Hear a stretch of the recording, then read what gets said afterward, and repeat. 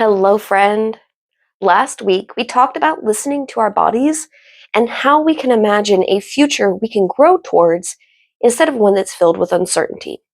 This week, I want to talk about how we can build a life that can actually support us and carry us there. Now that we feel a little more connected with the future version of ourselves, let's answer the question of how do we become someone who can actually handle the life we're trying to create? Let's talk about it. Hello, and welcome to Torches, Yoga and Mindfulness. I'm Lauren, and I'll be your coach. If you are curious about mindfulness, healing, and practical habits that actually work, you're in the right place.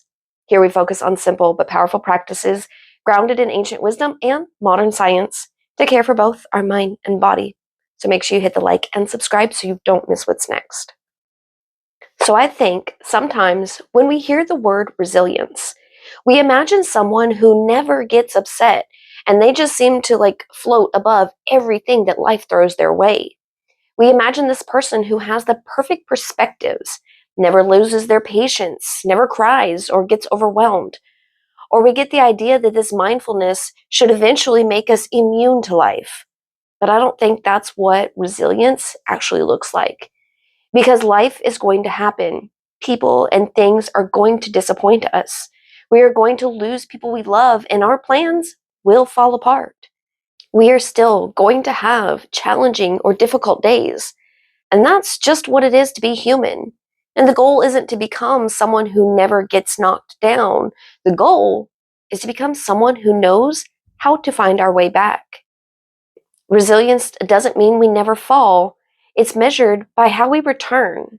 And of course, that's something we can practice. It's a skill we can get better at. Before we get into some habits we can use to build our resilience, I want to talk about the science that actually tells us about resilience. One of the things researchers have found after studying people who recover well from adversity is that resilience isn't a personality trait that only a lucky few are born with. It's something that can be strengthened over time through habits, relationships, and ways we respond to everyday life.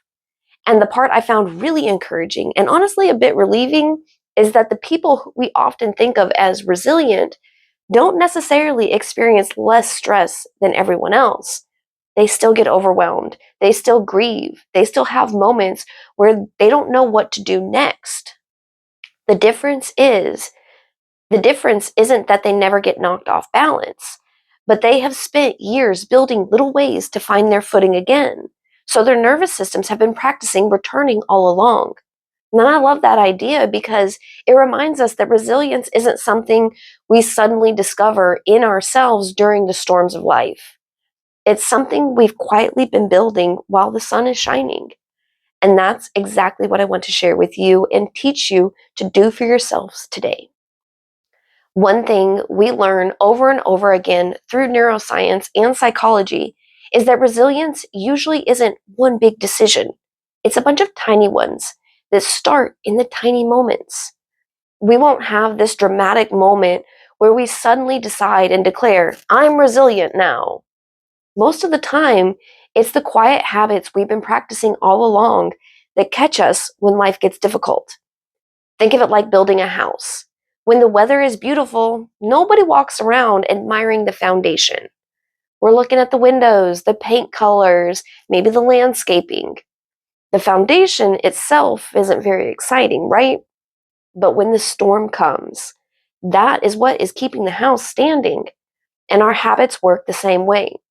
Most of them don't feel life changing in the moment. They don't usually create these huge emotional breakthroughs, but they are quietly strengthening the foundation beneath us so that when life inevitably asks more of us, we have somewhere solid and secure to stand.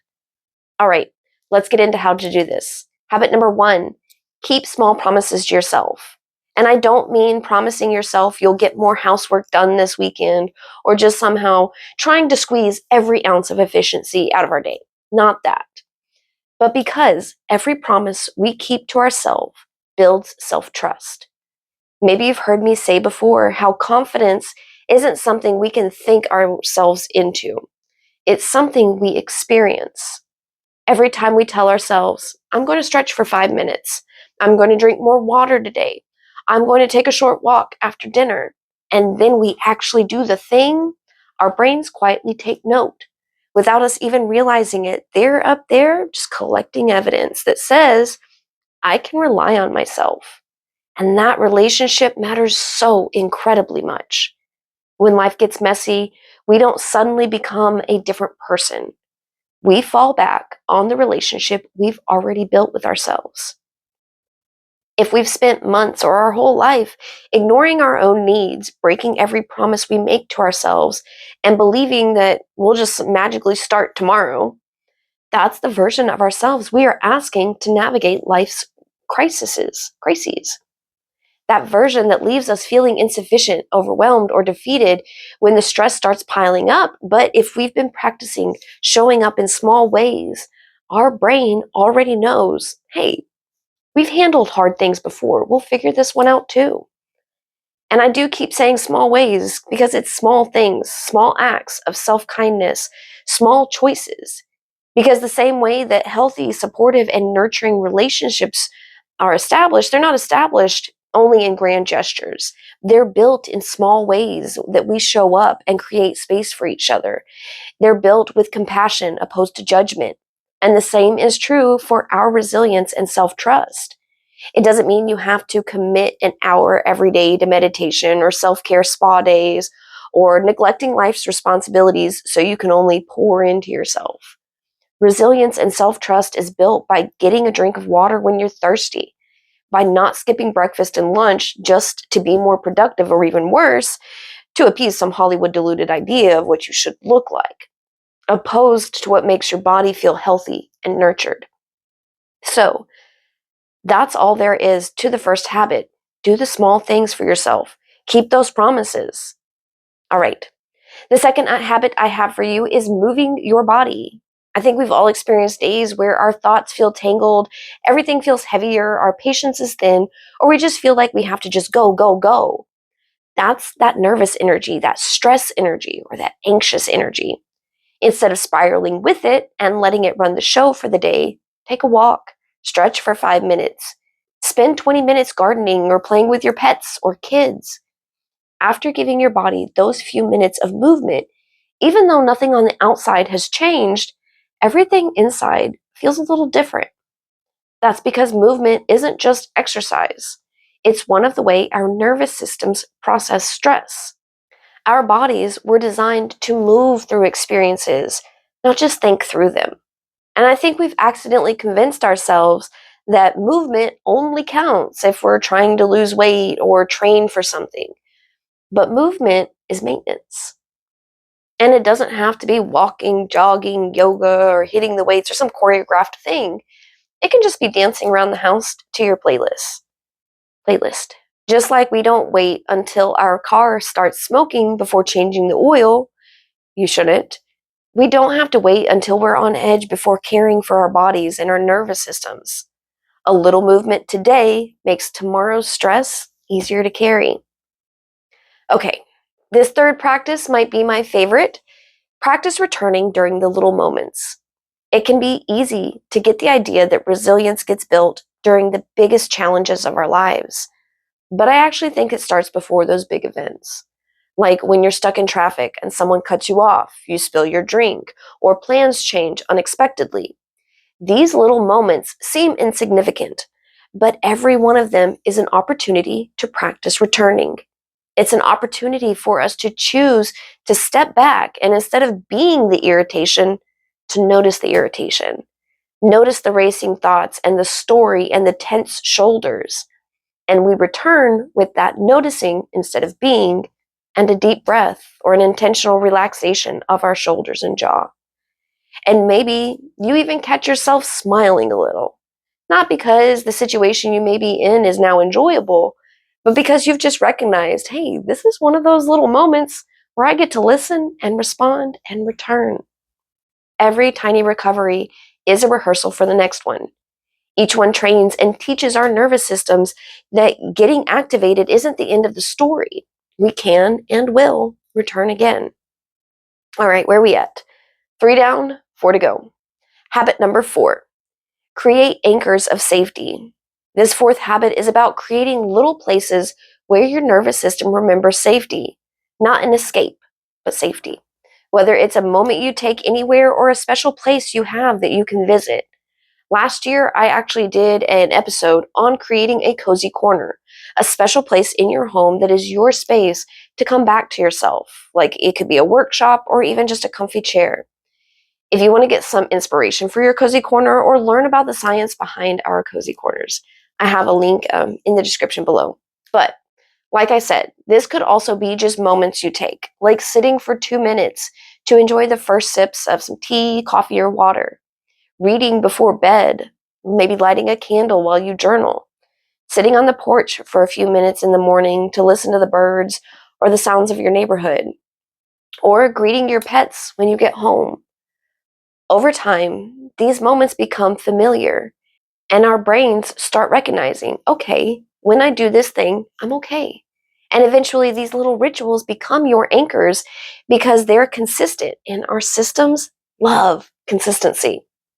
Okay, habit number 5, I think, is a reminder we can all use from time to time with the constant flood of information that is being fed to us through news feeds, marketing, print media. It's just coming from everywhere. Protect what you're feeding your mind.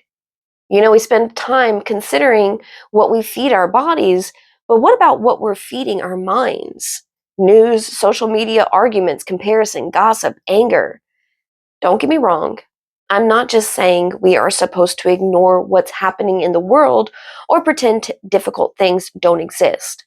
But our brains were never designed to consume an endless stream of other people's emergencies. And our nervous systems, yeah, they're not always the best at being able to distinguish between us actually experiencing danger or stress and just witnessing it for somebody else. If every spare moment is filled with something that makes us anxious, angry, or afraid, it's much harder to build resilience. Sometimes protecting your peace looks like closing the app, turning off the TV, walking outside, getting into a hobby, or doing something simple for yourself or your loved ones. Just giving your mind a chance to breathe. Which brings me to habit number 6, staying connected. One of the strongest predictors of resilience isn't willpower, it's connection. We regulate one another. Sometimes just sitting with someone who feels calm helps our own nervous systems to begin to settle too. That doesn't mean we need dozens of close friends. It simply means we weren't designed to carry everything alone. We're not looking for the other person to solve all of our problems, just for a shared space so we can talk about what is weighing on us, or even just to talk about something that uplifts us. And sometimes we don't even need to talk. Just sharing some quiet space is enough. There is incredible strength in allowing ourselves to be supported. Okay, the last one, habit number 7, and I don't think this one gets talked about enough. Celebrate returning. We celebrate perfection, high achievements, or flawless routine, but resilience isn't perfection. Resilience is coming back. It's noticing we've been a little short with those around us and taking accountability for that and apologizing when we need to. It's realizing we've been on edge and taking some time to slow down instead of just rushing off through to the next thing to do. It's when we fall out of our routines and we start over again where we are instead of waiting for a new week or a new month. Every return deserves to be celebrated because every return reminds our brains that that experience wasn't failure. It was an opportunity, a lesson, another step down the path. All right, friend, before we wrap up, I want to leave you with one more thing to consider. Imagine 2 jars are sitting on your kitchen counter. One jar collects everything that drains you, like skipping meals, poor sleep, scrolling an hour before bed, rushing through the whole week, constant self-criticism, and never asking for help. The second jar collects everything that restores you, a walk, a nourishing meal, a good conversation, music, stretching, laughter, or a few quiet breaths before you start your day. Now ask yourself, which jar have I been filling lately? And we're not asking as a practice to judge ourselves, just to check in. Which jar have I been filling? Because resilience isn't only about reducing what drains us, it's also about intentionally adding to what restores us. So, while you're trying to empty the draining jar, remember to take time to fill your restoration jar. Friend, none of these practices and habits we talked about today are particularly extraordinary on their own.